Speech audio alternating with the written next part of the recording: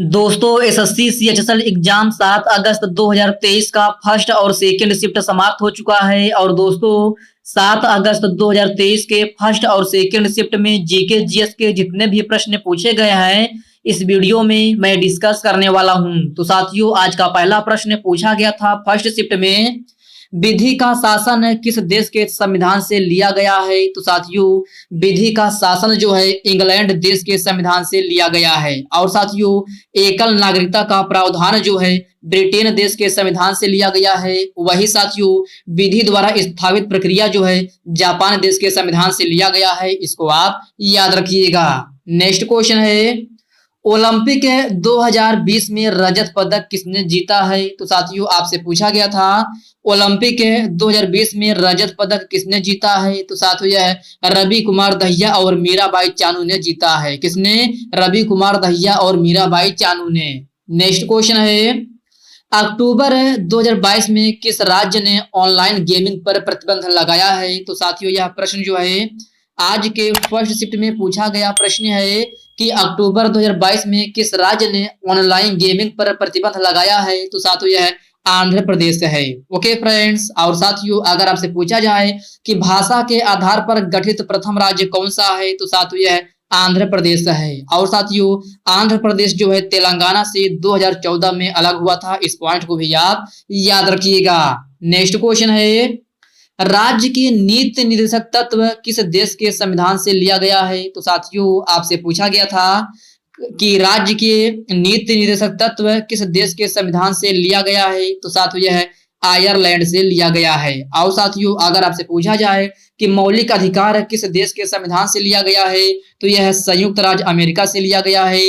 मौलिक कर्तव्य रूस से लिया गया है। और साथियों संविधान संशोधन की प्रक्रिया कहां से लिया गया है। तो यह दक्षिण अफ्रीका से लिया गया है। कहां से? दक्षिण अफ्रीका से। ओके फ्रेंड्स, इन पॉइंट को आप अच्छे से याद रखिएगा। नेक्स्ट क्वेश्चन है, सीयू अर्थात कॉपर का इलेक्ट्रॉनिक विन्यास क्या होता है। तो साथियों यह भी प्रश्न जो है आज के फर्स्ट शिफ्ट में पूछा गया प्रश्न है कि कॉपर का इलेक्ट्रॉनिक विन्यास क्या होता है। तो साथियों यह 1s2 2s2 2p6 3s2 3p6 4s2 और 4d9 होता है। ओके फ्रेंड्स, और साथियों कॉपर का परमाणु क्रमांक कितना होता है। तो साथियों कॉपर का परमाणु क्रमांक जो है 29 होता है।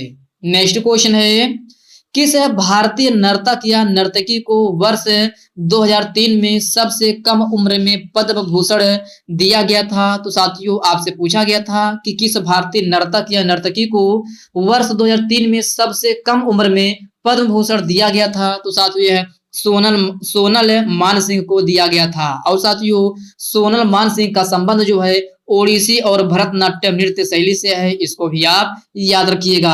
और साथियों अगर आपसे पूछा जाए कि केलू चरण महापात्र का संबंध किस नृत्य शैली से है। तो साथियों यह ओडिसी नृत्य शैली से है। और साथियों सबसे ज्यादा प्रश्न आप एग्जाम में इस समय पूछा जा रहा है कि आधुनिक नृत्य का जनक किसे कहा जाता है। तो साथियों आधुनिक नृत्य का जनक जो है उदय शंकर को कहा जाता है। किसको?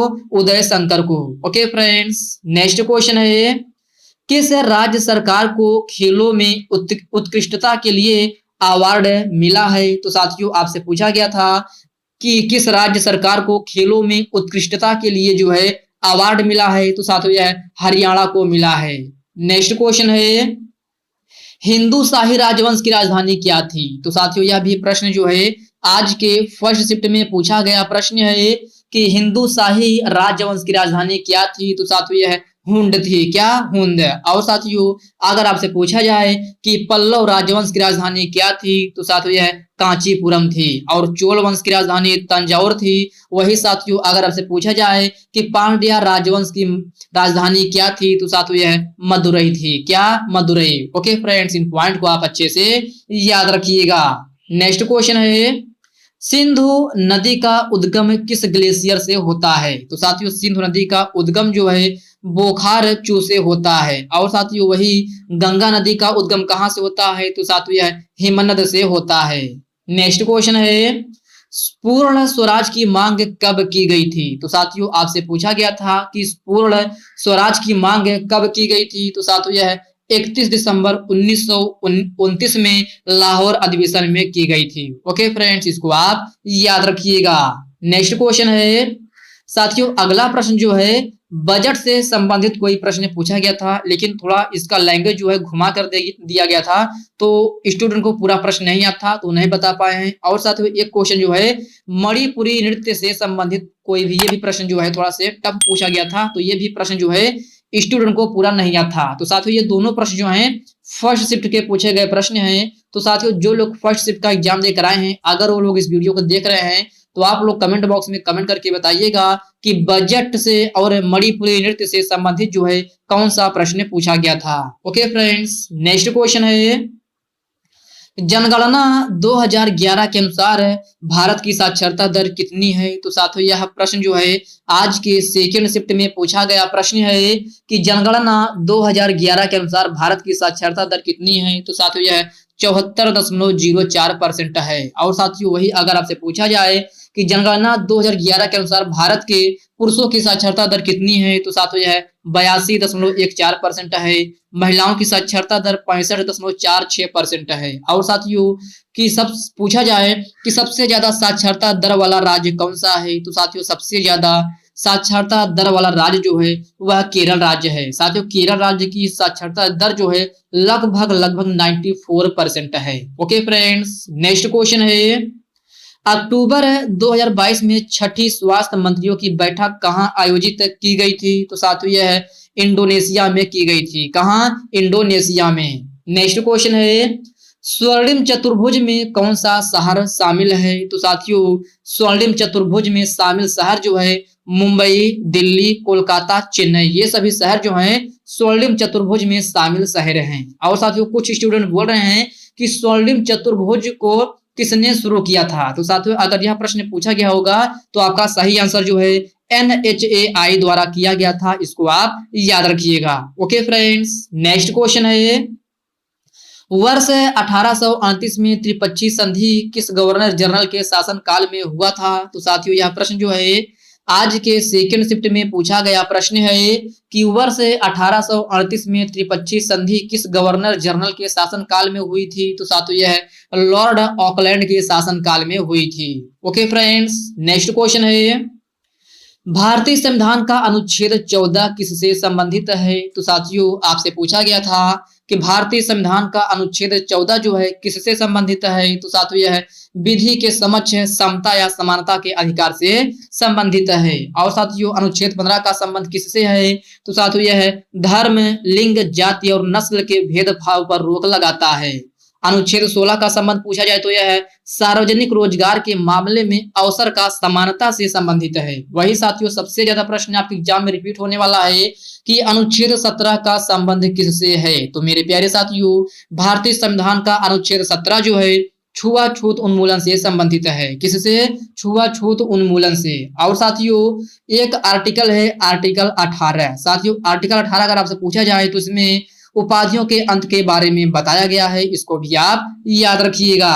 नेक्स्ट क्वेश्चन है सिनकोना, आबनूस और मोहगनी जैसे वृक्ष किस प्रकार के वनों में पाए जाते हैं। तो साथियों आपसे पूछा गया था कि सिनकोना, आबनूस और मोहगनी जैसे वृक्ष किस प्रकार के वनों में पाए जाते हैं। तो साथियों यह उष्णकटिबंधीय वनों में पाए जाते हैं। ओके फ्रेंड्स, इसको आप याद रखिएगा। यह भी प्रश्न आज के सेकंड शिफ्ट में पूछा गया प्रश्न है।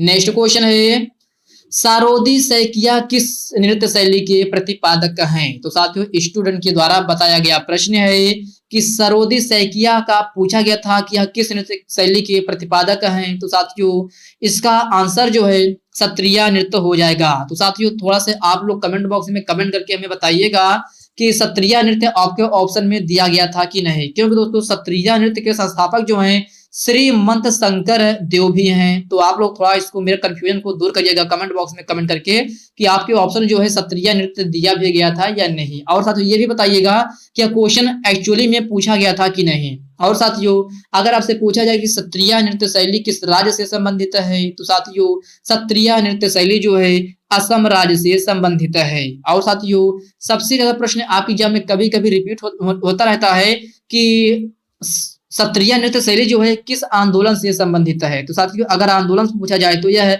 भक्ति आंदोलन से संबंधित है। किससे?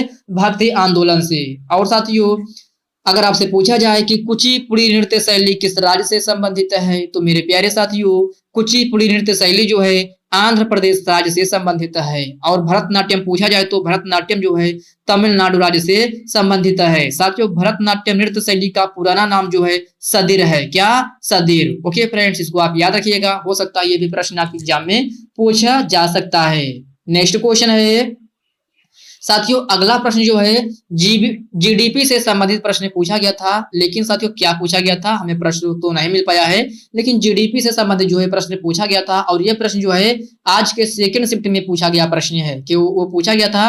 तो साथियों कुछ ऐसा था कि जीडीपी से संबंधित बातें ऐसे कुछ पूछा गया था, लेकिन जो है पूरा लैंग्वेज नहीं क्लियर हो पाया है, तो आप लोग देख लीजिएगा। और साथियों एक क्वेश्चन जो है फसल बीमा योजना से संबंधित भी ये प्रश्न पूछा गया था, यह भी सेकंड शिफ्ट का पूछा गया प्रश्न है, लेकिन पूरा प्रश्न जो है स्टूडेंट को नहीं पता था तो वो नहीं बता पाए हैं। लेकिन कुछ हिंट मिला है कि फसल बीमा योजना से संबंधित जो है कोई आर्टिकल पूछा गया था, तो क्लियर नहीं है तो मैं नहीं बता सकता हूं, तो आप लोग थोड़ा सा इसको देख लीजिएगा। और साथियों जो लोग सेकंड शिफ्ट का एग्जाम देकर आए हैं, ये दोनों प्रश्न जो है सेकंड शिफ्ट के पूछे गए प्रश्न हैं। तो जो लोग सेकंड शिफ्ट का एग्जाम देकर आए हैं, अगर वो लोग इस वीडियो को देख रहे हैं तो आप लोग इन दोनों प्रश्नों को हमें कमेंट बॉक्स में कमेंट करके बताइएगा कि जीडीपी से संबंधित और फसल बीमा योजना से संबंधित जो है कौन सा प्रश्न पूछा गया था। तो साथियों आज के फर्स्ट और सेकंड शिफ्ट में हमें कुल मिलाकर के 20 से 21 ही क्वेश्चन मिल पाए थे, जो कि मैंने एकदम ऑथेंटिक क्वेश्चन के साथ आपको एनालिसिस करा दिया है। अब साथियों अगर आपको फर्स्ट और सेकंड शिफ्ट का